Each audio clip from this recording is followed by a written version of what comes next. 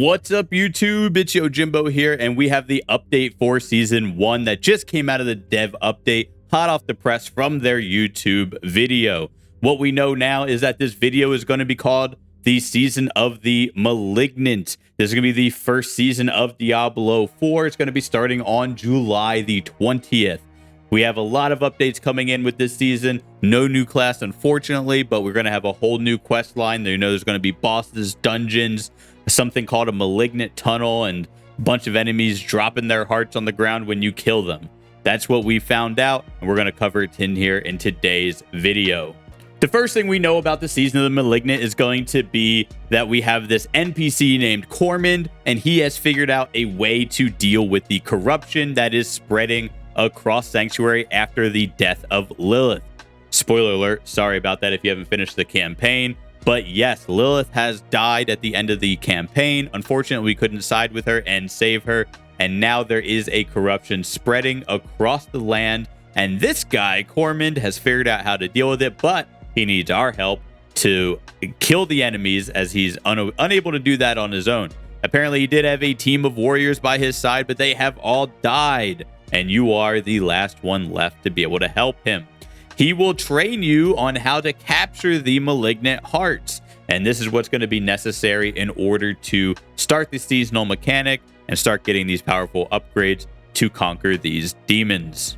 So with the seasonal update, we do know that there's going to be enemies and they're going to be corrupted. These are going to be elite enemies that you come across in any portion of the game, is what they said in the interview. So this means anywhere that you could previously find an elite enemy, you are now going to have the option or the choice or the chance to find a partly corrupted enemy, and they will have the Malignant affix on them. What this means is you are going to slay them, and then you will see that they have a Malignant heart on the ground. You have a cage of binding, which is going to be the mechanic of the season, and you will bind their heart, and you'll see when this happens, what's going to happen is they will be respawned in an empowered state along with the enemies in the vicinity, getting empowered along with them and becoming very aggressive toward you. You slay these enemies and it's going to drop the Malignant heart on the ground for you to pick up.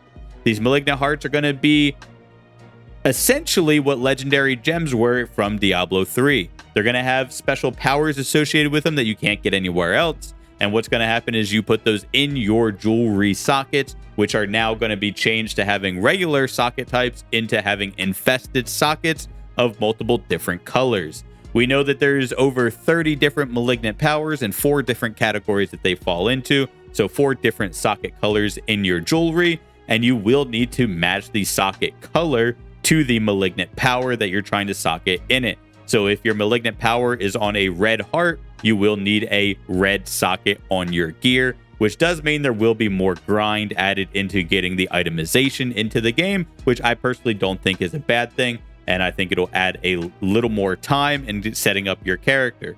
A new area being added to the game is going to be the Malignant tunnels. We know that this is going to be something like a dungeon, and you're going to be able to go through here to eradicate the foes. And it says, scour this dank system of tunnels for the catalyst of Malignant monsters and go toe-to-toe against Varshan the Consumed, who's going to be a new boss battle if you dare. I assume there will be an easy version of this boss in the game, and I'm hoping that there will also be something similar to a Uber version of the boss in this game. Maybe not quite at the power level of Uber Lilith, but I am hoping that it will cover the 80 to 90 portion of the game that doesn't really have a boss associated with it and something to grind towards on your way up to Uber Lilith. We do know from the footage in the video that you could target farm certain colors of the Malignant hearts in these tunnels, so you could possibly have a way of deterministically getting the correct powers and the correct colors to go into your gear. This is one that we've already known, but it is important to recap for the new players coming into the franchise and into ARPGs in general, and that is that with these seasonal mechanics, you will need to create a new seasonal character. This means you will not be able to use your already leveled Eternal character for the seasonal activities. You will need to make a new character for the new season. Now, there will be some things that carry over into the Eternal season or start in the Eternal season, and that is going to be some new legendary aspects, legendary powers, and unique items. But everything else will be specifically on the seasonal realm. That means your season journey, your battle pass, and the quest lines associated with these seasonal content, I guess you can call it. Now, there will be some things that carry over from the Eternal Realm into the Seasonal Realm, and that is going to be the Altars of Lilith, your campaign completion, all of your mounts, and the areas discovered from the map. And you will also get the renown that's associated from discovering the Altar of Lilith, and also the identification of all the areas in the map. So this is going to equate to about 2.5 bars worth of renown that will already be allocated onto your character and getting the bonuses for at the very start of the season. So do make sure you're finishing them now before the season launches to give you the biggest advantage possible.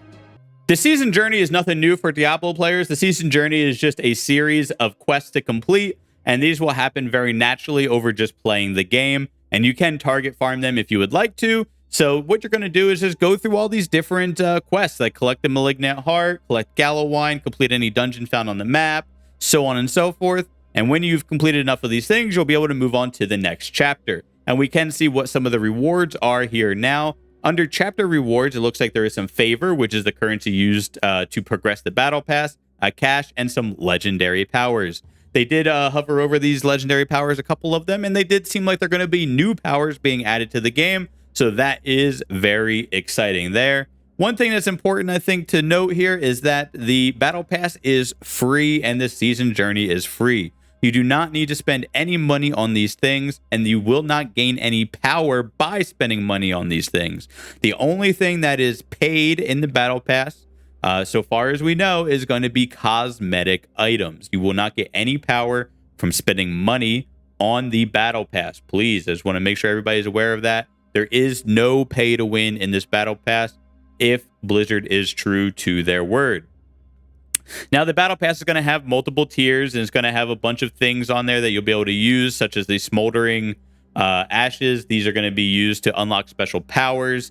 They will all be in the free track of the battle pass, and the shop items are going to be cosmetic only. Well, guys, that's what we have today on the new Season 1 mechanics, the Season of the Malignant. There's still a ton of things to be discovered, like what these legendary items, aspects, powers, and unique items are going to be, what these powers are going to be that we are going to be slotting into our jewelry slots, and how powerful it's going to make our items. There's also a lot of things still on the table in terms of buffs and nerfs that will be in the patch notes that we don't have yet, and we're just going to have to wait until we have that information here in the future. Hopefully, we'll be getting those on July 18th, which is 2 days before the season launches. And we do know that you will be able to preload the update on July the 18th also. So do make sure you're doing like that, so you're not being floundering around when the season launches, and you'll be able to just jump right in.